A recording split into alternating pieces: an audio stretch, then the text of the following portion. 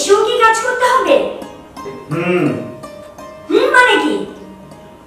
সারাটা দিন বাসায় আমি একা থাকি, অফিস থেকে এসে তুমি আমার সাথে 1 মিনিটের জন্য কথা বলো না, শুধু কাজ আর কাজ। আহা, তুমি তোমার মতো ঘুমাও না, কেন চিৎকার করছো? হ্যাঁ, আমার কথা তো তোমার কাছে এখন চিৎকারই মনে হবে। বাতিটা নিভিয়ে সোফায় বসে কাজ করো, যাও। লাইট জ্বালিয়ে রাখলে কেউ ঘুমাতে পারে না। ঠিক আছে, আমি সোফায় যাচ্ছি, তুমি লাইটটা বরং অফ করে ঘুমিয়ে পড়ো।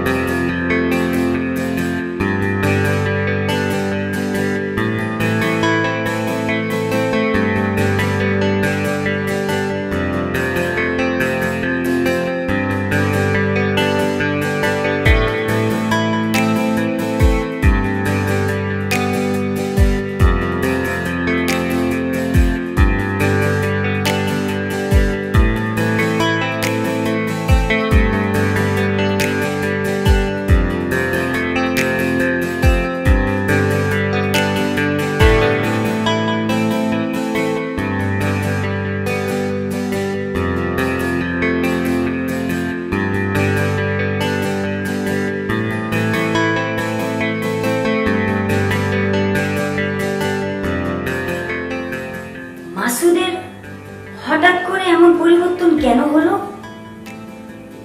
যে মানুষটা অফিস থেকে আমাকে ফোন করতো কয়েকবার, বাসায় আসার পর সারাক্ষণ আমার সাথে খুনসুটি করতো, কথায় মেতে থাকতো, সেই মানুষটা এখন আমার সাথে কথাই বলে না। কি হয়েছে মাসুদের? মাসুদ কি তাহলে অন্য কারো প্রেমে পড়েছে? উফ, আমি আর ভাবতে পারছি না।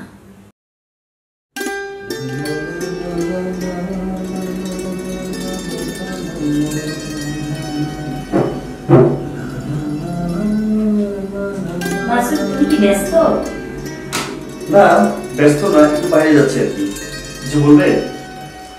তোমাকে না একটা সুসংবাদ দেওয়ার ছিল। বলো, শুনি কি তোমার সুসংবাদ। আমি না মা হতে যাচ্ছি। হোয়াট? এইটা তোমার কাছে সুসংবাদ? একজন স্বামী স্ত্রীর কাছে পৃথিবীর সবচেয়ে সুসংবাদ হচ্ছে এটা। আমি বুঝতে পারছি না তোমার কাছে কেন নয়। তোমার মা হওয়ার সময় এটা নয়। প্রেগনেন্ট হওয়ার আগে অন্ততপক্ষে আমাকে একবার জানাতে পারতে। আচ্ছা, এটা জানানোর কি আছে? হ্যাঁ আছে, তুমি কালকে ডাক্তারের কাছে গিয়ে অ্যাবর্শন করে আসবে। তুমি কি বলছো বুঝতে পারতেছো? আমি একজন মা হয়ে নিজের সন্তানকে গলা টিপে মারবো? তোমাকে আমি যা বলেছি সেটাই করতে হবে। এখন মা হওয়ার সময় না।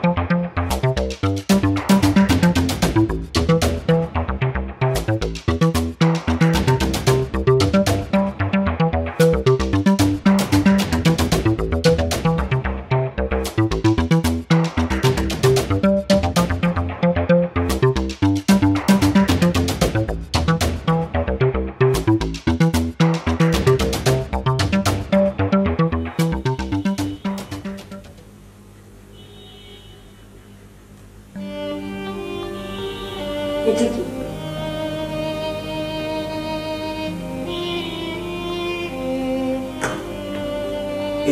এটা তুমি কোথায় পেলে?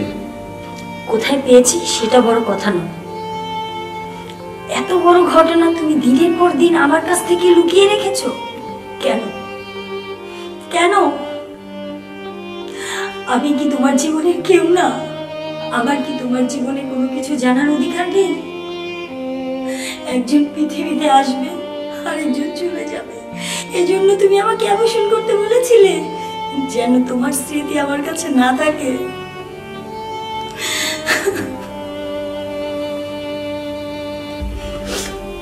শান্ত হও তুমি। আমি যেদিন জানতে পারি ব্রেন টিউমার আমার লাস্ট স্টেজ চলছে, বিশ্বাস করো আমি অনেকবার চেয়েছি তোমাকে বলতে, কিন্তু পারিনি। কিভাবে বলবো এই পৃথিবীতে যে আমি আর কয়েকদিনের অতিথি, তোমাকে যে আমি অনেক ভালোবাসি।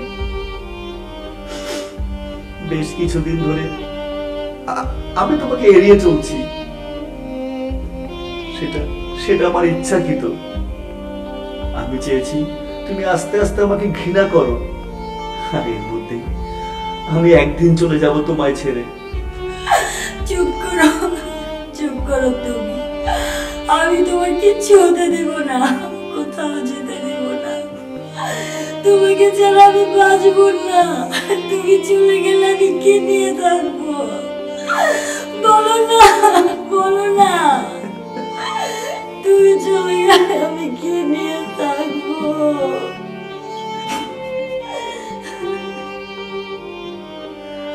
তোমার গর্ভে আমার যে সন্তান, তাকে আঁকড়ে ধরে আর আমার স্মৃতিকে নিয়ে তুমি বেঁচে থাকবে, এটাই ছিল আমাদের নিয়তি।